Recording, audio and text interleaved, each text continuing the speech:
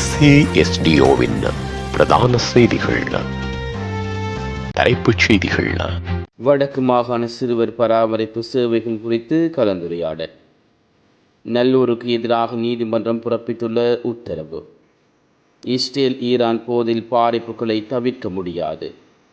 செம்மணி மனித புதைக்குழி அவலம் பிரித்தானிய அரசிடம் விடுவிக்கப்பட்டுள்ள கோரிக்கை. வடக்கில் காணி அபகரிப்புக்கு சதி, அரசுக்கு தொடர்ந்து அழுத்தம். உணவின்றி மண்ணை சாப்பிடுகிறோம், உலகை உலுக்கிய சிறுவரின் காணொளி.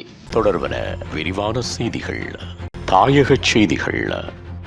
வடக்கு மாகாண சுகாதார சுதேச மருத்துவ நன்னடத்தை சிறுவர் பராமரிப்பு சேவைகள் அமைச்சின் கீழ் இந்த ஆண்டு நடைமுறைப்படுத்தப்படும் திட்டங்களில் நிதி மற்றும் பௌதிக முன்னேற்றம் தொடர்பில் ஆராயும் மாதாந்த கலந்துரையாடல் வடக்கு மாகாண ஆளுநர் நா. வேதநாயகன் தலைமையில் ஆளுநர் செயலகத்தில் வெள்ளிக்கிழமை நடைபெற்றது.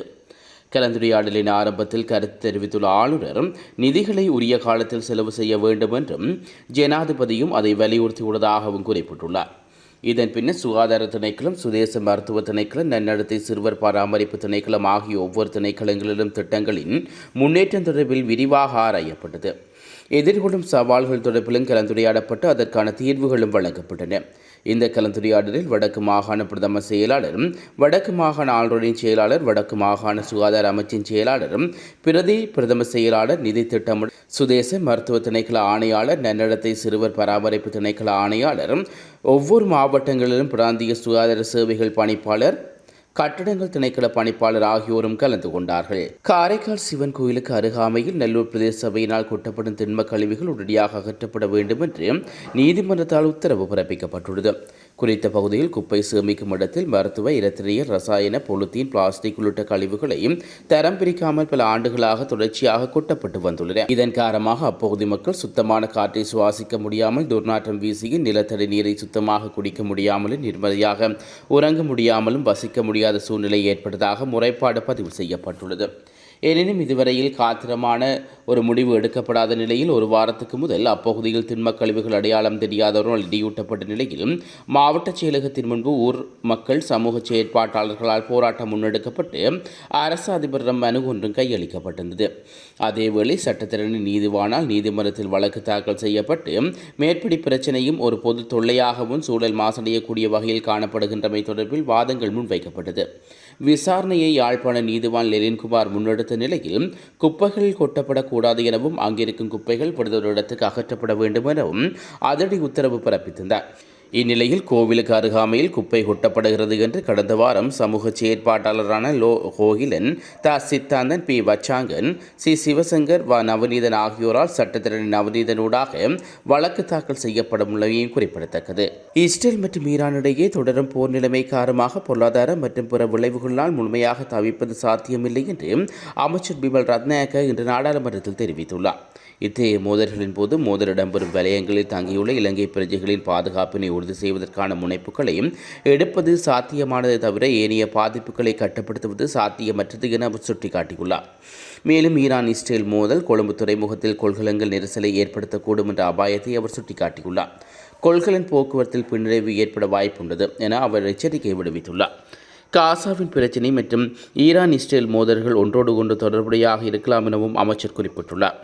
இஸ்ரேலும் பாலஸ்தீனமும் தனித்தனி நாடுகளாக காணப்பட்டதாகவும் சில நாடுகளின் அரசியல் நோக்கங்களின் காரணமாக இந்த இரு நாடுகளும் மீண்டும் சேர்க்கப்பட்டதாகவும் அவர் சுட்டிக்காட்டினார்.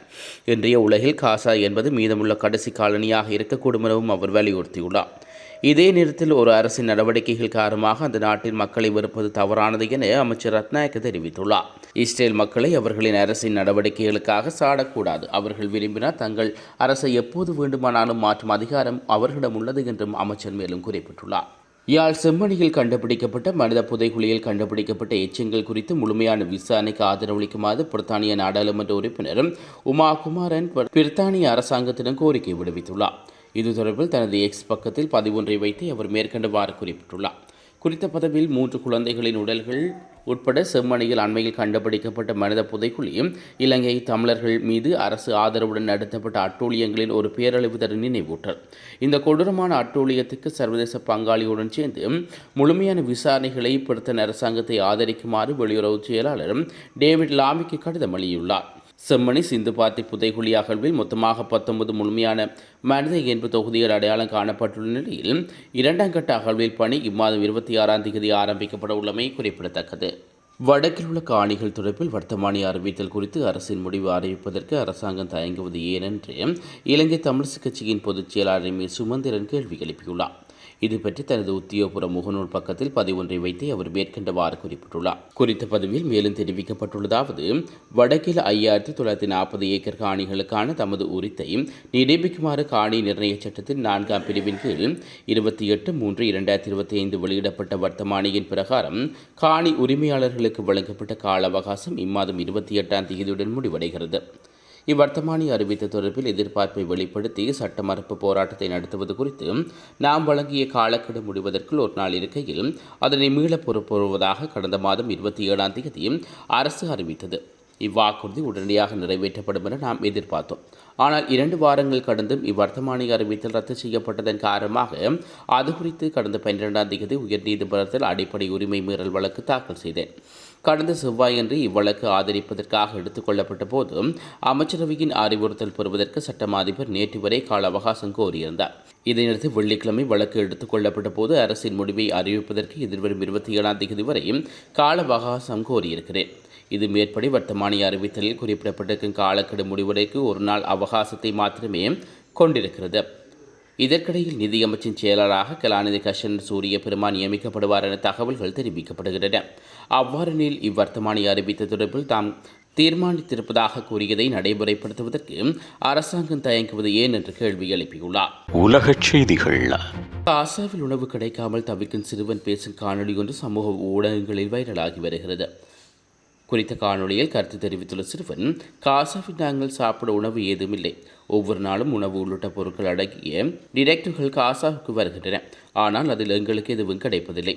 நாங்கள் உணவு இல்லாமல் மண்ணை சாப்பிட்டு கொண்டிருக்கின்றோம். எங்களுக்கு உணவு இல்லை. எங்குமே உணவு இல்லை. எங்களுக்கு உணவு சமைக்கும் தேவை.